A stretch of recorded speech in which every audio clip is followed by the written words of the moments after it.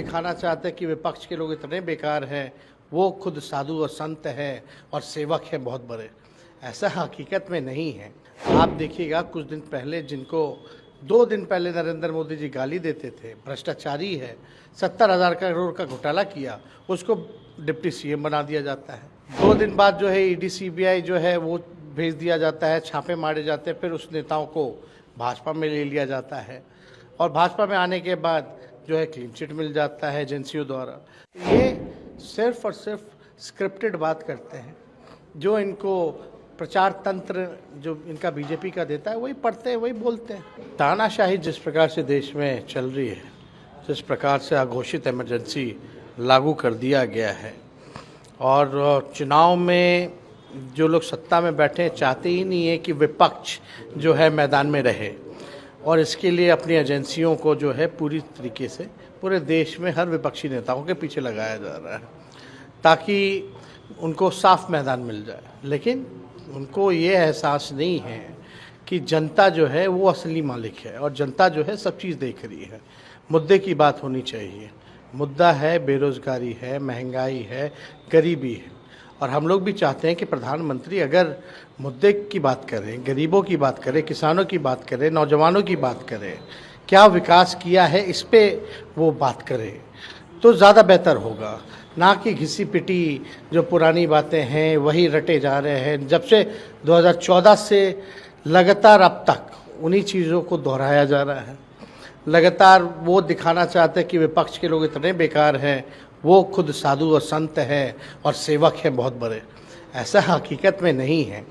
आप देखिएगा कुछ दिन पहले जिनको 2 दिन पहले नरेंद्र मोदी जी गाली देते थे, भ्रष्टाचारी है, 70,000 करोड़ का घोटाला किया, उसको डिप्टी सीएम बना दिया जाता है। 2 दिन बाद जो है ईडी सीबीआई जो है वो भेज दिया जाता है, छापे मारे जाते हैं, फिर उस नेताओं को भाजपा में ले लिया जाता है और भाजपा में आने के बाद जो है क्लीन चिट मिल जाता है एजेंसियों द्वारा। तो ये सारी चीज़ें हम लोग देख रहे हैं कि हो क्या रहा है इस देश में। तो सबसे बड़ा मुद्दा जो है बेरोज़गारी का है। रामलीला मैदान में भी हमने आंकड़े जो है वो पेश किए थे कि बेरोज़गार सबसे ज़्यादा युवा है। उसमें भी जो युवा जो ग्रामीण इलाकों में रहते हैं, जो गाँव में बसते हैं, वो सबसे ज़्यादा बेरोज़गार हैं। और ये जो सर्वे आया है, कहाँ से सर्वे हम लाए ये भी बताएं। तो इस पे बात होनी चाहिए। मोदी जी 2 करोड़ रोज़गार की बात करते थे, हर साल देंगे, क्या हुआ उस वादे का, क्या हुआ? पिछले चुनाव में चौकीदार थे लेकिन मेहुल चौकसी भाग गए, विजय माल्या भाग गए, नीरव मोदी भाग गए, कौन कौन भागा, लेकिन अब उनका मोदी जी जिक्र नहीं करते। वो तो भ्रष्टाचारी है ही नहीं मोदी जी के लिए, असल में वही परिवार है मोदी जी का। तो इसलिए हम लोग जनता के बीच हर जगह, पहला रैली पटना में, दूसरा बॉम्बे में और दिल्ली में हम लोग जुटे हैं और जिस प्रकार से सिटिंग सीएम्स को उठाया जा रहा है तो आप देख ही रहे क्या माहौल बनाया जा रहा है। तो लेकिन ये तानाशाही जो है लंबे समय तक चलने वाली नहीं है। इसलिए मोदी जी जो मुद्दे हैं उस पर बात करें। देश में गरीबी कितनी ख़त्म हुई है, लगातार जो है गरीब जो हैं बढ़ते जा रहे हैं, इस पे तो ध्यान नहीं दिया जा रहा। नौकरियां समाप्त की जा रही हैं, सरकारी संपत्तियों को निजी हाथों में दिया जा रहा है।